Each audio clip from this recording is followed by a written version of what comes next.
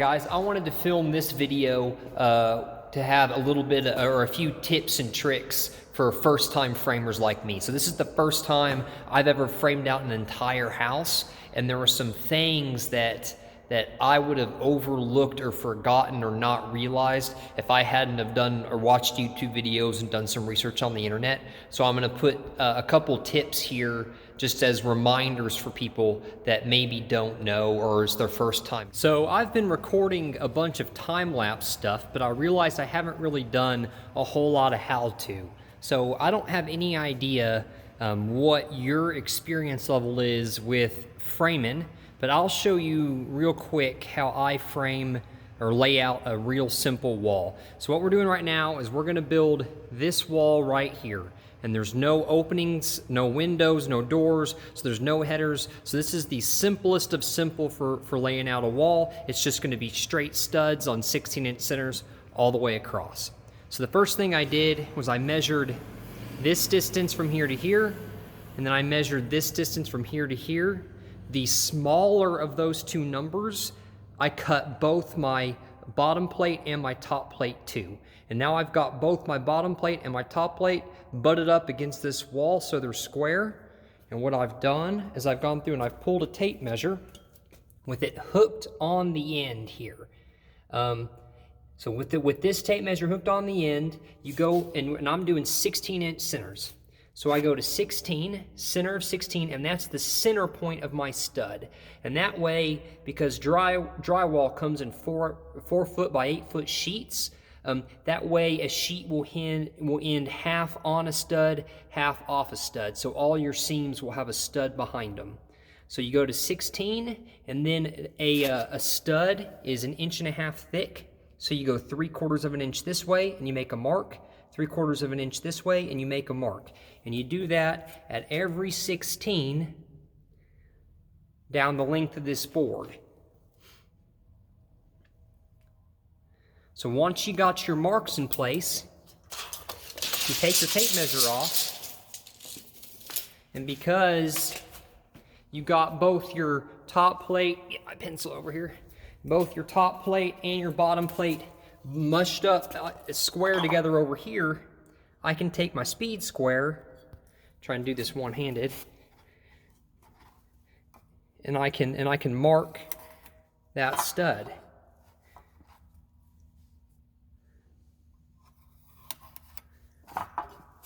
So there's one.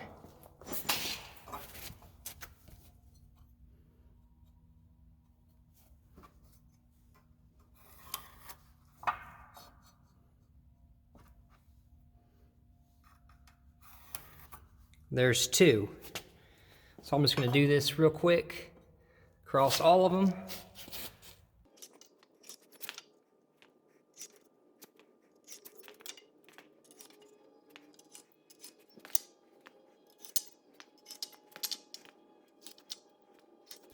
Okay, so now I got matching marks, mirrored marks on both my top plate and my bottom plate.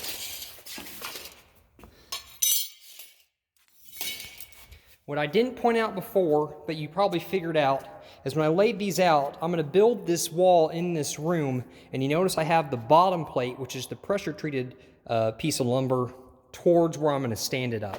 So I'll go back here, and we'll take this, and we'll line it up, stand it up on end like so, and this one will roll this way, and we'll move it all the way to the other side of the room, like so. So now when you stand in the middle, you have one stood up on this end, and you have one stood up on this end. And then from here is my pile of studs. I just went with the 104 5/8 pre-cut studs for a 9-foot ceiling. So you pick up a piece of lumber, and you look down it, and we're looking for which way the crest is. This one's got a bit of bow this way, but really we're looking for it this way, whether it's bent this way or bent this way. When I lay this wall out, I want all my studs to lay out crest up. So when I stand my wall up, they'll all bow into the wall. It doesn't matter if they bow into the wall or bow out of the wall. You just want them all to match. So that one's kind of bent, so I'm going to skip that one. We're going to go to that one. I don't know if you can tell, but this one has a curve like this. So I'm going to put it up in my wall like that.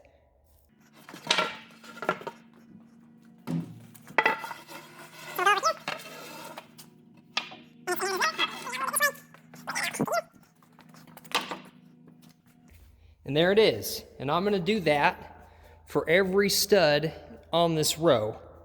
And then, starting from this end, or the top or bottom, doesn't really matter, I'll drive all my nails through my top plate into the stud, and then I'll go to the other side and I'll do the same, and then I'll stand it up against the wall.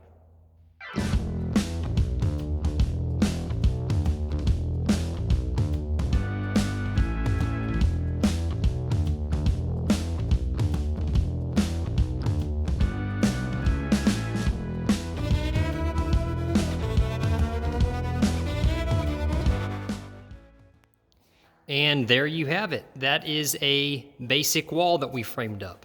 So after we stand it up, we go over here and we nailed it to the existing walls. So this stud back here, you can see here, we drove nails in all the way down this stud. Just tie this stud into this other wall. We did the same thing on the other side. And once before we drove those nails in, we put a level on here and we confirmed that it was level this way. And then after that, we went through and we nailed the bottom plate into the floor using the powder nailer like I showed y'all previously. And then finally, the last part we did was we add these blocks which are tied into these horizontal running girts on the metal building. And the reason we do that is because in a conventional stick frame home, all of your strength in kind of shear this way comes from the plywood skin that's on the outside of the framed walls. In my case, we're not gonna have any plywood, so we're finding other ways to make this wall strong in this direction. Here is an example of a more complicated wall. So this wall is going to be the back wall in the bathroom along where the bathtub is going to be. The bathtub will be here, and this will also be the closet, my closet in the master bedroom. So there's going to be a wall that ties into this wall here. So here I measured from this end. We're going to be running just a standard 60-inch tub. So 60 inches. And then we're going to lay out a stud for sheetrock here, a stud for sheetrock here, and then a stud here that'll tie the two walls together. And then it starts over, and 16 inches from this stud is this stud.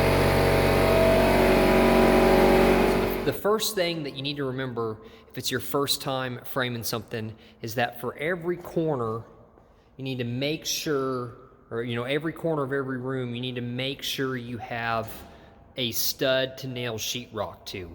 So for instance, you come to this corner, I have this face to nail sheetrock to here, and that face to nail sheetrock to there. And you go to all four corners, and you have a face to nail sheetrock to. So you have a face there and a face there. And I try to do that in every corner of every room. I know here, for example, is a place that I missed. I actually just caught this walking around. So here, where I framed out this kind of box to cover up this main beam, right here on this face, so coming in from the window, you have a nice face here and a nice face here to nail sheetrock to, but coming in from here, there's a face here on this side to nail sheetrock to, but there's nothing here behind this wall. So I'm gonna have to add a stud here to make this a good corner to nail sheetrock to. So I'm gonna have to go back through and add a stud on this side and on this side to nail sheetrock to, because the sheetrock that's going to be on this face won't have anything supporting it here. So if I don't put a stud there, if you accidentally bump that sheetrock, it'll just break and go in. So I need to make sure I add a stud there for sheetrock in the future. So as an update, I fixed it. It was way bugging me that I forgot that stud. So I went through and I added this stud here. So now you can see I have a good corner to connect, to do sheetrock to both directions now. So I added this stud here on this side, and I added this stud here on this side. So now we have good clean sheetrock face all the way around. So it took 10 extra minutes, but had already packed all my tools up, went ahead and just pulled out the stuff I needed, added those 2 studs real quick and got it done. Now I don't have to worry about it and worry about forgetting to do it next time I come out here. So if you're gonna add or have studs for sheetrock, where that really comes into play is how your corners meet up. So when you frame up walls, your corners will meet up in one of 2 ways. They'll either meet up in like an L or they'll meet up in like a T. So we'll start with the L. So when you're framing up this wall, you'll always already have a stud coming up on the end like that. And you'll already have a stud coming up on the end like that. So I have a good face for sheetrock here, but I don't have a face to nail sheetrock here. So you have a couple options. You can either add just another stud like this, and this is a common way to do it, and you just do it with a 3 stud wall.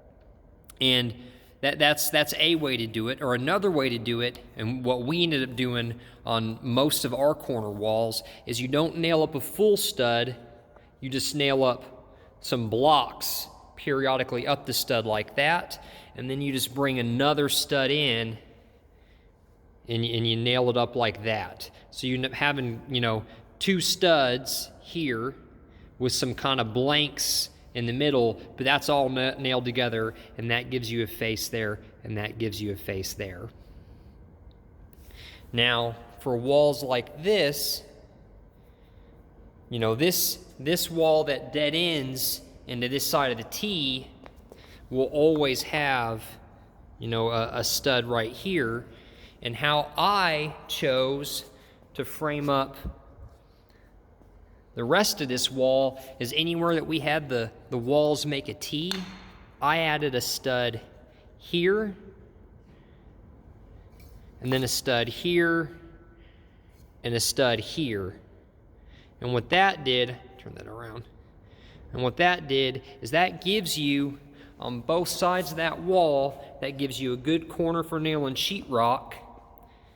You can nail all 3 of these studs to the base, bottom plate and the top plate, and then you can nail them all together this way, and then this way, and then once you bring the walls together, you can nail this stud to this stud, turn the camera around, and it makes a nice strong corner.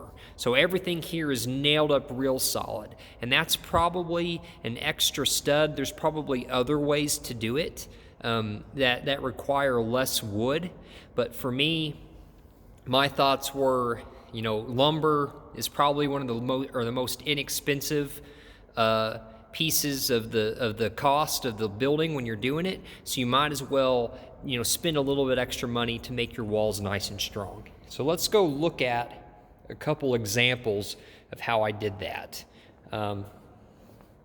So for example, back here is a corner, and that it's kind of tough to tell, but this wall ends into here, and then this stud here, there are blocks behind this stud. I can put my hand behind the stud in between the two, and that's how. So this, you have a full stud here to nail sheetrock into, and then you have like 2/3 of a stud here to nail sheetrock into. So that's how that corner joint is, and that corner joint's real strong. Similarly, we can go over here where you can see where this wall has teed into this wall. So this wall already had this stud here. And what we did is we framed up that kind of three-piece stud here where, here's a nail that came through, but you can see that nailed it here into this stud, we nailed here into this stud, and then here's the head of the nail here where we nailed the two walls together. So this stud, if you cut it and had a cross section, would look like that. There are actually 4 full studs in that wall. All right, the next tip is going to be around adding the second top plates. So let's take a look at some of the top plates that we framed up, and I'll show you what I'm talking about. So on all of my walls, we added 2 top plates to make them a little bit more sturdy for adding the second floor in the future. And when you're adding that second top plate, you always want to use the top plate to tie walls together that they weren't tied together before. So for example, as you can see here, this is not a really great example because it's just a short little wall. We can go look at it over here. So this wall runs all the way into the back, and this wall kind of meets up with it and then meets up with it here. So we actually have, as we framed it up, we stood, this wall up first, and then we stood this wall up, and then we stood this wall up. So we made sure when we added that second top plate, it's one, and it looks like it ends here, but it's one continuous piece that ties all 3 of those walls together. So anywhere that you have a joint between walls, you want to make sure your second top plate straddles that joint, so you can tie all your walls together and make everything strong. The second kind of tip for when you're nailing up your second top plate, you want to try, if you can, when you nail down, to nail kind of over the top of the studs on the wall, and that leaves that blank up there kind of open for running or for drilling holes through it for running plumbing, electrical, and venting and stuff. So you can see on some of these I did a lot better than others. So here, for example, I did pretty good. You don't see a bunch of nails poking through from that top plate down through that second top or the bottom top plate. But other walls, you can see, like over here, I didn't do so great. There's a nail there, there's a nail there, there's a nail there. So I knew the best practice is to try and nail the second top plate kind of down over the studs, and I forgot to implement that with real discipline when I was building these walls. That's another kind of trick or tip when you're framing out your top plates.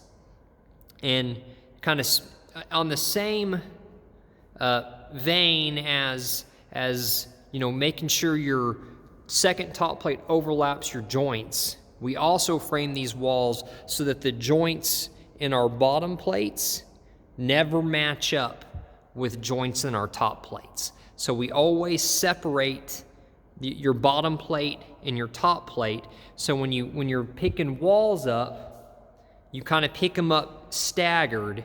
You may have a bottom plate with you're missing a couple studs, and then 3 or 4 studs, and then the top plate will come over, so it'll look kind of like a Z or something as you're framing it up.